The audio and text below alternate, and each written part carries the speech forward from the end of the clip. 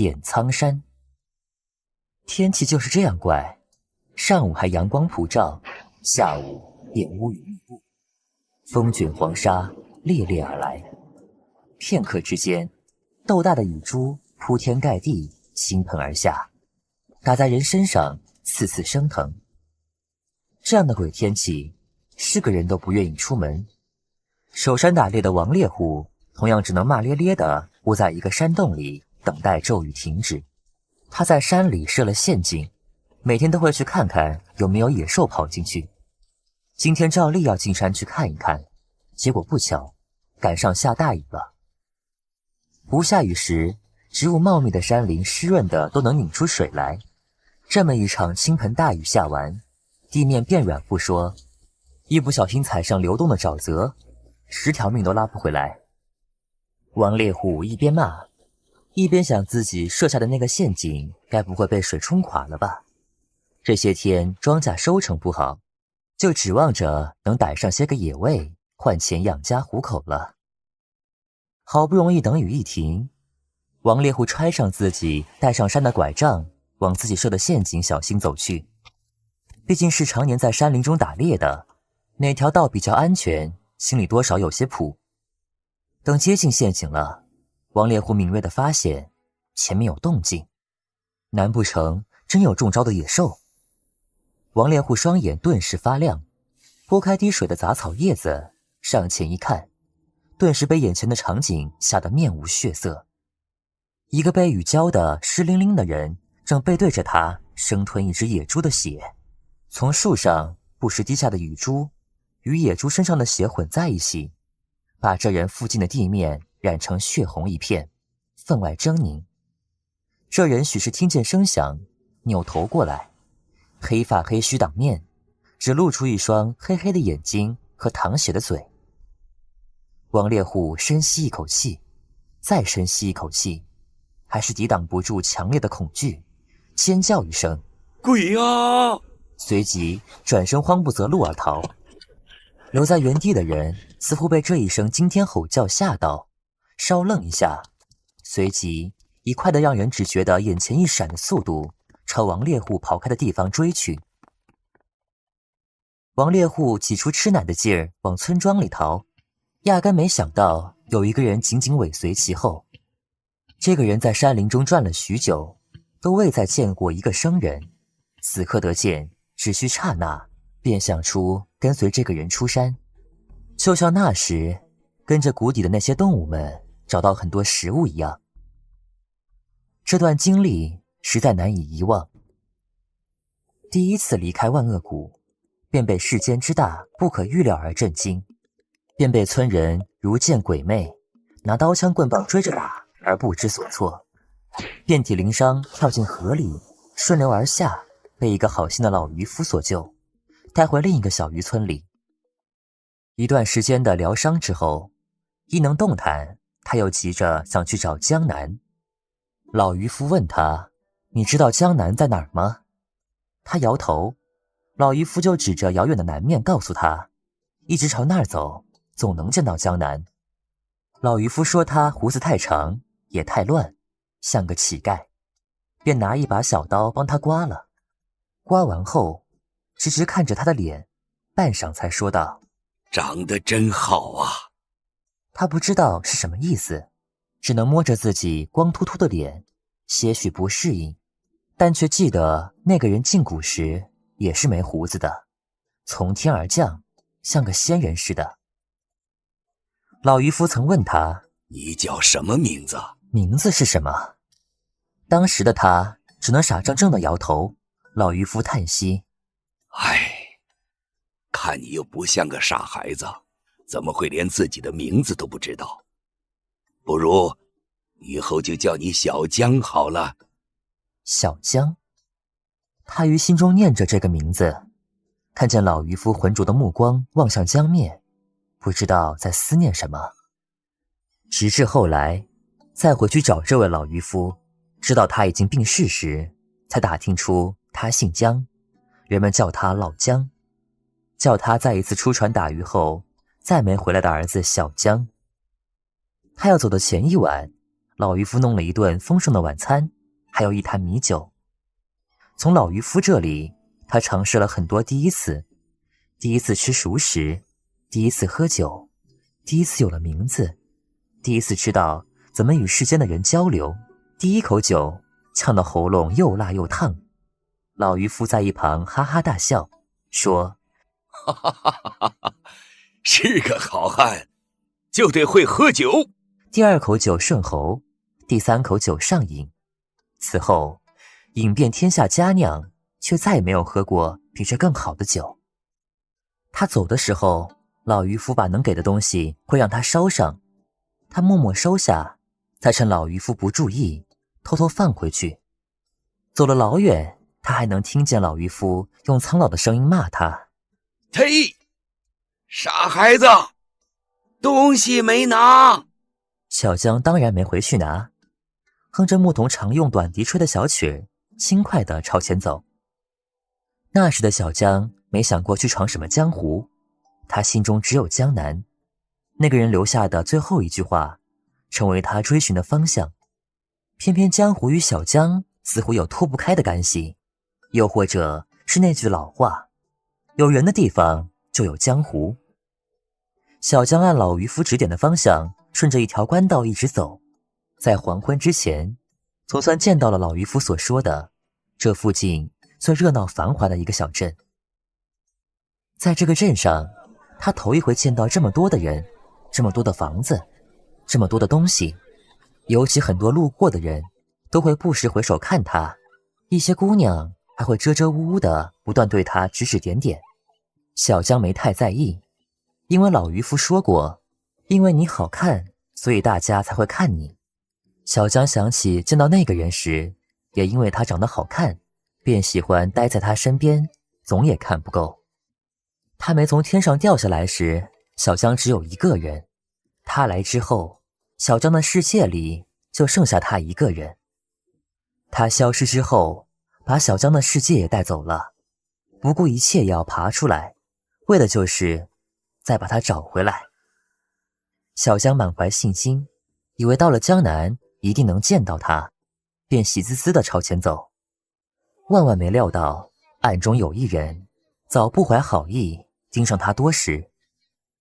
天色不早，街上摆摊的小贩商人与路人纷纷撤离返家。这种时候，赶路的小江本该找个地方打尖留宿，老渔夫也交代过，等他赶到这个小镇，月摸天色已晚，顺便在这住一宿，养好精神，第二天再继续赶路。可当下，小江丝毫不以为意。观察够了这个小镇里形形色色的建筑之后，方才收起好奇之心，径直走出这个不算大的小镇。除却一些上路必备的干粮衣物，包括碎银子在内，小江全部塞回给老渔夫了。他现在知道，在世间走路少不得一样东西，银两。吃穿住行，生老病死，哪一样不需要花钱？现在他身无分文，拿什么住店？反正早已习惯以天为被，以地为席的生活，再继续这般下去也没什么。他前脚才踏出小镇牌坊外，后脚便有人唤道：这位公子，请留步。小江压根没想到是在叫他，依旧在前头快步走他的路。前面的公子，公子，请等等，等等。后头的声音由低到高，由谦和到略有些气急败坏，小江完全充耳不闻。后面的人也顾不上装模作样，一群跑上前来，直接拦住小江去路。小江定睛一看，拦他前进的原来是个妇人打扮的女子，乍一看和一般的平民女子差不多，可细看还是有些不对劲。他眼前这位妇人过于美艳，过于跳脱，眉眼之间不时透着些狐媚，朱红的唇角上面一颗黑痣，在白皙细嫩的脸上不显突兀，反而增添一份让人看得心痒痒的诱惑。光是小江打量她的短短功夫，这女子就不知道朝他抛出多少个媚眼。若是寻常男子被这么美艳的女子光明正大的引诱，他早乐得神魂颠倒，全身酥软了。可小江看不明白，在他心里，这女子眼睛是眼睛，鼻子是鼻子，除了叫其他人显眼外，还真没有什么值得他注意的。注意到他的眼神，还以为他眼皮抽搐了。这位公子，这么晚了还要赶路，怎么不留在镇上住一宿再走呀？眼前女子细白的手指不停缠绕丝帕，黑白分明的杏眼不住地上下打量小江，暗地里不知道惊叹过几次。见过俊的，还真没见过这么俊的。在街上甫出现，顿时眼前一亮，当下就决定一定要咬住不放。公子，小江因他的话稍有些困惑，正想纠正他不叫公子，叫小江时，女子又故作娇媚的用丝帕掩住嘴角的笑纹。看公子不是本地人，他是不知道吧？出了这个镇，再往前100里地可没个村没个店了，还不如在镇上住一晚，准备准备明天再赶路比较好，免得到时呀前不着村后不着店的风餐露宿，忍饥受冻呀。见小江还呆呆的，女子似忆起什么，哎呀一声，又道：公子不必惊慌，妾身是镇上的一名离妇，方才在街上见公子不似本地人，这么晚了还要赶路，怕公子是以为前面还有住的地方，便好意上来提醒一番，免得公子呀错过了投宿之处，在荒郊野地受寒生病，无人照料。说罢，声音变得缱绻，眼神一勾，带电一般直直抛过来。可接收之人仍然莫名其妙，还是没反应。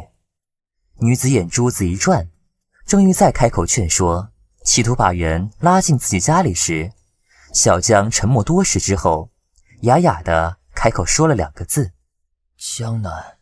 江南。女子一时不解，转念之间领悟过来，眉开眼笑道：公子难不成是要去江南？小江点点头，女子笑得更是娇艳。真是巧了，妾身的出生地便是江南，早些年才嫁到此地来的，江南的事儿啊，问我准没错。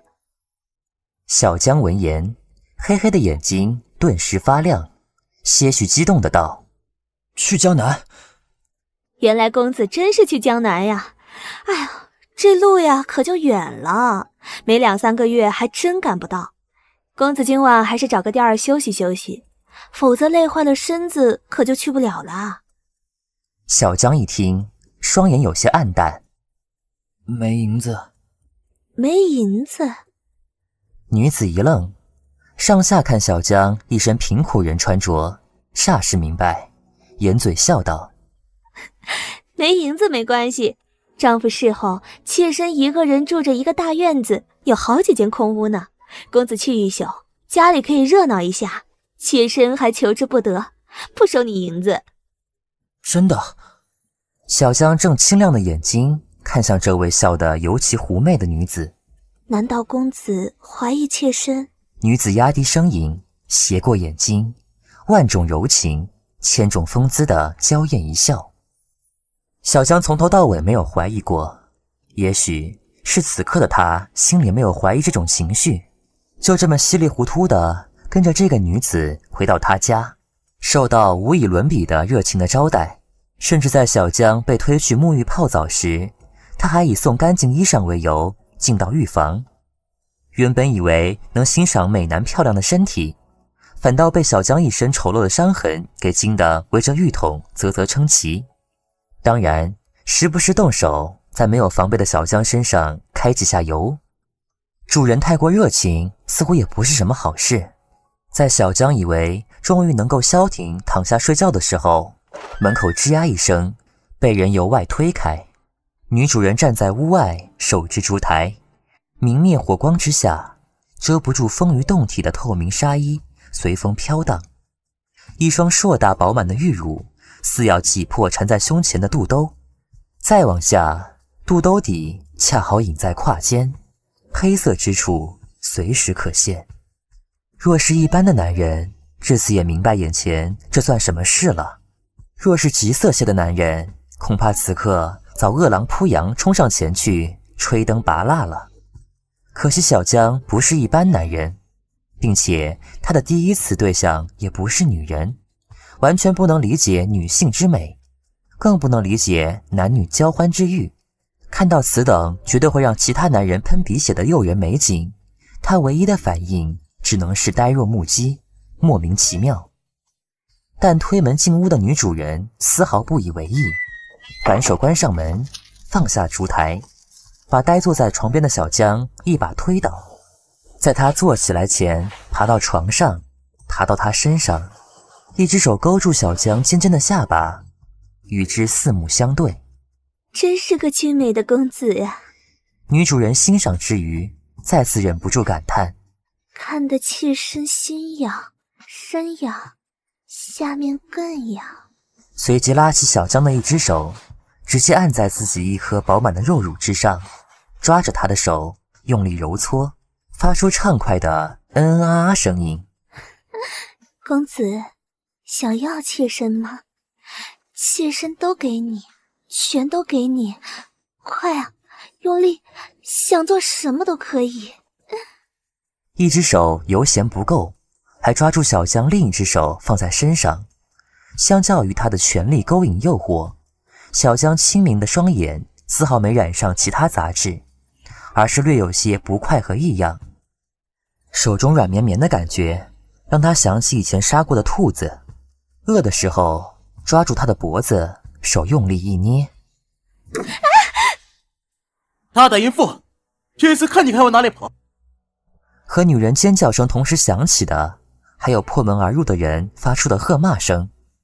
原以为屋内又是一场无知少年被拐西洋的惨剧，结果倒在床上翻滚的却是近年来作恶不断的祸首，着实让破门而入的数人呆愣在原地。师妹，越警告，笑声越发响亮。最后被称作师妹的女子干脆捂住肚子，不顾形象，坐倒在地上，抹着眼角飙出的泪水狂笑。叶倾城实在无奈，手上的剑换另一只手握紧，向师弟窦涛和陆维使个眼色，先把受伤后乖乖束手就擒的凤娇娇押出去，他则留下善后。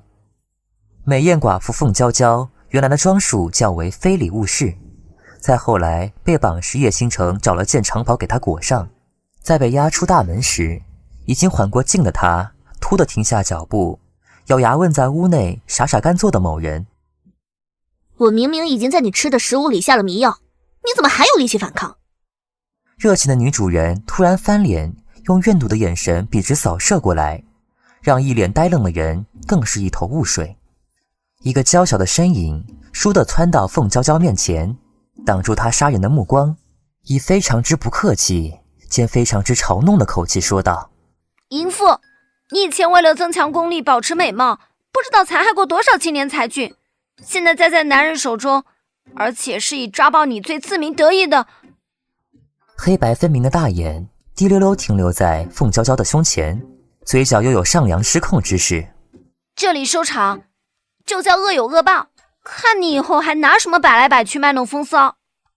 凤娇娇气得双目尽裂，咬牙切齿：只是受伤而已，受伤。小姑娘双手叉腰，踮起脚尖挑衅：就爆了怎么样？就爆了，爆了！没爆，没爆，没爆！爆了，爆了，爆了！两个女人歇斯底里的叫嚷，比魔音穿脑更甚。在场的其他男人都恨不能一掌拍死他们，连小江此刻都受不了的堵住双耳。叶倾城忍了又忍，忍无可忍。都给我住嘴！男人的爆发也是可怕的。叶倾城这一声堪比狮子吼，成功让两个斗气的女人同时闭嘴，世界一下子清静了。两个师弟同时向他投以崇拜敬佩的目光。快把凤娇娇带出去！他们嘴虽然闭了，看向彼此的眼神却电光火石，天雷地火，10成有9成还会有再接再战的可能。杜绝这个可能的最佳方法就是先把另一个撤离。2个师弟心有同焉，赶紧的毫不怜香惜玉的把凤娇娇给押出屋外。好在师妹白颜没有追出去，朝凤娇娇踉跄的身影不屑的重重的哼了一声，扭身面向屋内。一看见坐在屋中的某个呆子，双眼一亮，嘿嘿笑着走上前去，就像一匹饿了好几天的狐狸，终于发现一只待宰的小羊羔，衔着口水围着转圈圈，上看下看，左看右看，前看后看，琢磨着怎么吃比较香，怎么吃才好入口，直看得小江头皮发麻，全身起鸡皮疙瘩，看得叶倾城实在看不下去了。够了，师妹，别吓唬人家。小狐狸顿时不满，我怎么吓唬他了？我这是欣赏的目光，欣赏。真看不出来。叶倾城黑脸，不理自家死板的大师兄。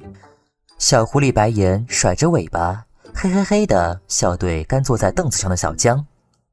你可真厉害，居然做了一件让我佩服得不得了的事情。哼哼，居然把那凤娇娇的胸脯给抓爆了。哼，你可真是英雄，大大的英雄，我崇拜死你了。